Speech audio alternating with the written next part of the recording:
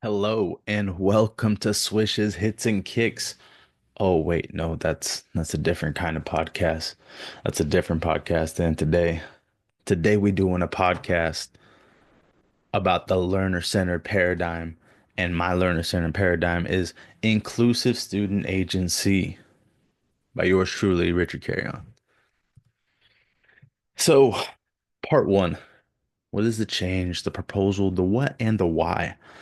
A learner-centered paradigm is one that depends on the needs of an individual learner. And I guess I could talk about the current situation. The current situation in my classroom is your basic, I teach the curriculum from the district like every other fifth grade class. Oh, yes, by the way, I'm a fifth grade teacher. The change would be my fifth grade inclusive classroom will be the spotlight of a learner-centered paradigm where the focus will be on more standard-based learning but with student agency, meaning they get to choose their own path of learning. Why? Why? Like, why do I want to do this? The reason I want to do this is because I think a learner centered classroom will help with like culturally responsive practices, flexible learning paths, which I said earlier. I think that's really big because using my own classroom, for instance, I have such a diverse group of students that sometimes they read the stories and they just don't relate. They don't understand it. They don't get it. And oftentimes, I'll be truthful, I have to spend more time explaining what things are because they're not really culturally relevant to them. Like they've never heard it before. So I think in a classroom style like this, they can, go out of their way to go find something that's of interest, that's relatable, but still learn the standards of which the state makes us do. And the reason also too that I pick like student agency is because I like that they have a choice. I like that there's always a reflection on their choices. There's a lot of individualization, collaboration, active participation, and for me, I love the use of technology. And I feel like we need this. We need this. Our current curriculum it just isn't doing what I think it was intended to. Part two, implementation, the how. Well, the goals for this is to have students take ownership of their learning. I believe that there will be more engagement with students choosing their own path than just the same old curriculum. Um, so in my fifth grade ELA, and that's what I'm going to talk about for this. So this whole part two, it's just going to be as if an example would be my fifth grade ELA class.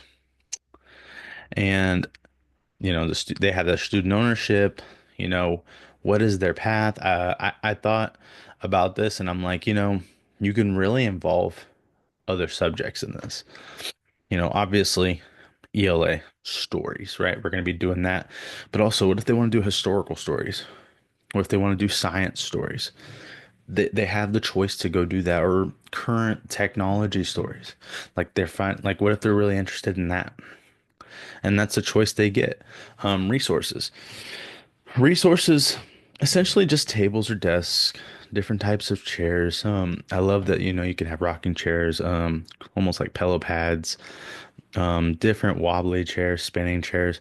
I feel like all of those are needed for students nowadays. Chromebooks or iPads and headsets, headphones with a microphone too is really needed. And the belief from the powers that be. The belief from the powers that be is huge.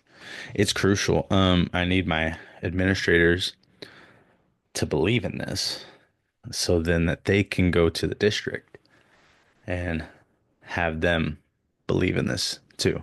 And that honestly is a hard part uh, of this all. That's a real big obstacle because often, you have you have a pacing guide and you have a district curriculum that they've spent possibly millions of dollars on. But I think it's not all about the money, even though a lot of people have made education a business. It's really about the students. So an example of my day would be a 90-minute ELA class, and I'm calling it a 90-minute ELA class because that's what we currently do The objective will be to empower students to explore and analyze diverse voices and perspectives through literature. I'll try to foster critical thinking, creativity, and collaboration, and I'll make sure it's accessible and inclusive to everyone. The essential question I want students to answer, and this is something I would start the class with, would be like, how do stories reflect and shape individuals and cultural identities? The materials I'll give them is a diverse selection of texts, different novels, short stories, poems, articles, and even multimedia websites that represent different cultures, identities, and time periods. Their tools for what I'll call creative expression could be journals, poster boards, or digital platforms. There's apps like Canva they can use, or Photoshop, slides, PowerPoint, and then assistive technology for those that need that accessibility. So like text to speech or visual supports, or even a speech to text. If they want to like write on there, they can use it with speech to text. And this has really five parts. The five parts are engage, explore, collaborate. That's twos. Explain, elaborate, and evaluate. And those are crucial. And I'll give you a little glimpse of just what I mean when I say those things.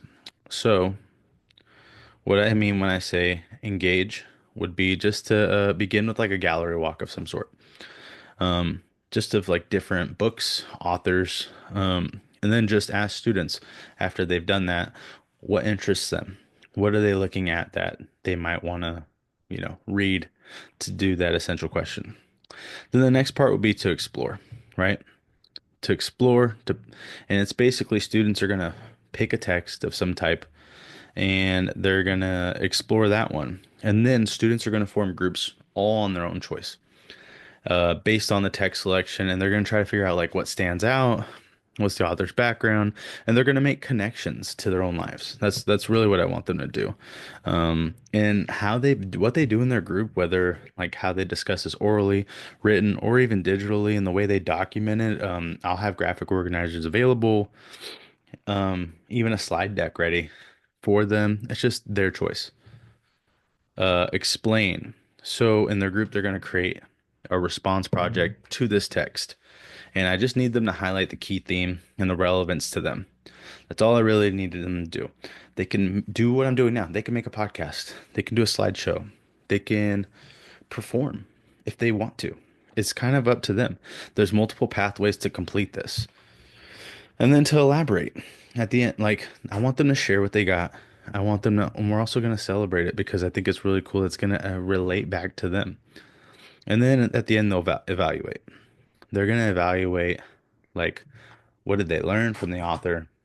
And then, like, reflect on how they did and what they accomplished.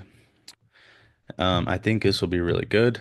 And I think this is just a simple example of, you know, ELA day that could happen if we implement the change I want. This promotes inclusion, community building, and of course, student agency. Now, part three, and this will be the last part, evaluation. What are my expected outcomes? Well, my expectations for this are to have students engaged more often in the classroom, and then individual learning paths for each student. I think this will lead to better results and more learning in the classroom. There will be inclusive growth as well. I think this will be great. Students all together can do this. They're picking their own paths, their own interests. I I really hope to do this someday. Um, and how do I know if the change is really a success? Well, I guess I could determine if the idea is successful based off of most people will say assessments. Um, which I could use many informal assessments to figure that out. But for me as an educator, I'm all about improvement. So if they're improving, then that's a win to me. If a student has a 14% on prior one test and then improves to like a 40%, some people look at that and are like, oh, well, they still got an F. Well, to me, you just made what, 26% growth? Like that should be celebrated as well, that you more than doubled it. That's just the kind of educator I am. That's my thought process on it. And I think a big obstacle of this is standardized testing, which we can't, that's the hard one is I feel like we overtest students. LPAC tests, performance tasks from districts, California state tests, all of this testing, diagnostic reports a couple times a year. And you don't really fight it as much as I think you do your best to get your students comfortable with it. That's how I fight it. As I get them comfortable with it, I get them confident in themselves that they're going to do well. And that's it because at the end of the day, I can't take away the test, you know? Um, to do this inclusive student agency in my classroom, I think is so important because as you see now, most of schooling is essentially the same. They expect Juan and Billy and Hadya, and Ahmed, and Luke and Timmy and Shazad. They expect all of them to be the same. That's the way the curriculum is written. The curriculum is written as if they're all the same. And we can do a lot of modifications, depending on IEPs, 504s, accommodations, just because we want to in the classroom as teachers. But the reality is, if we gave them more interesting, allowed them to have some ownership of what they learn, I feel like we would get much more engagement and much more learning from students. Thank you so much. This was fun. I hope to implement this someday and we can come back and talk more. Thank you. Bye.